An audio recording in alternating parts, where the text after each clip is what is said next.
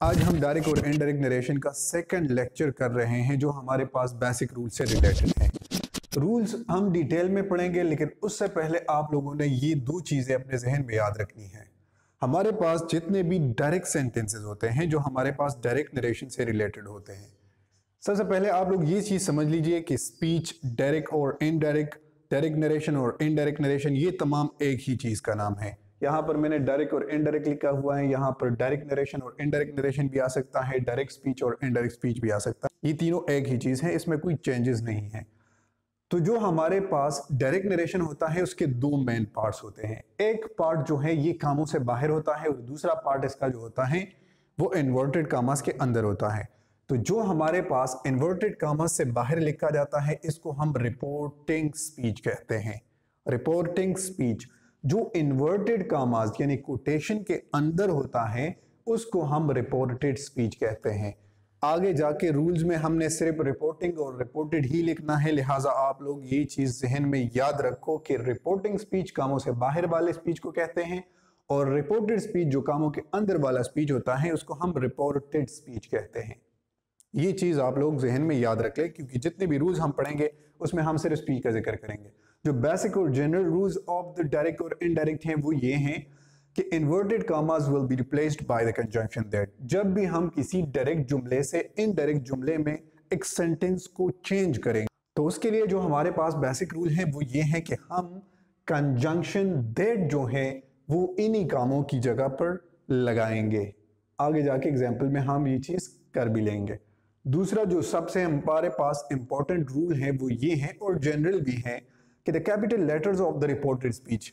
अब ये चीज यहां पर आ गई ना, रूल्स में हमने सिर्फ रिपोर्टेड और रिपोर्टेड का जिक्र करना है, ठीक है।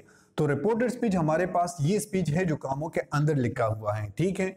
इसके बारे में कहते हैं कि the capital letters of the reported speech in direct narration will be replaced और changed into the smaller letter in indirect. तो इनडायरेक्ट में हमने क्या करना है, हमने इसमें चेंजेस करनी है कि जो हमारे पास कैपिटल लेटर है, जैसे यहां पर हमने आई लिखा हुआ है, अगर यहां पर हमारे पास कोई भी प्रोनाउन है या कोई भी ऐसा लफ्ज है जो हमारे पास प्रॉपर नाउन नहीं है तो उसको फिर हम इनडायरेक्ट नरेशन में स्मॉलर लेटर में लिखना है।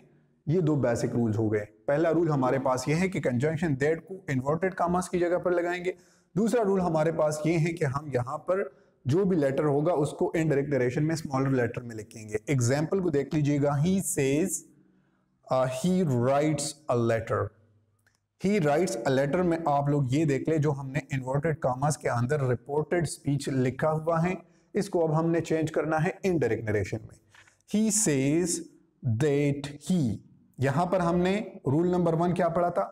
रूल नंबर 1 में हमने ये पढ़ा था कि जो हमारे पास इन्वर्टेड कामास होंगे उसको हम रिप्लेस करेंगे कंजंक्शन दैट से। तो यहां पर हमारे पास क्या हो गया, ही सेज अपनी जगह पर आ गया और इन्वर्टेड कामास की जगह पर हमने कंजंक्शन दैट लगा लिया है।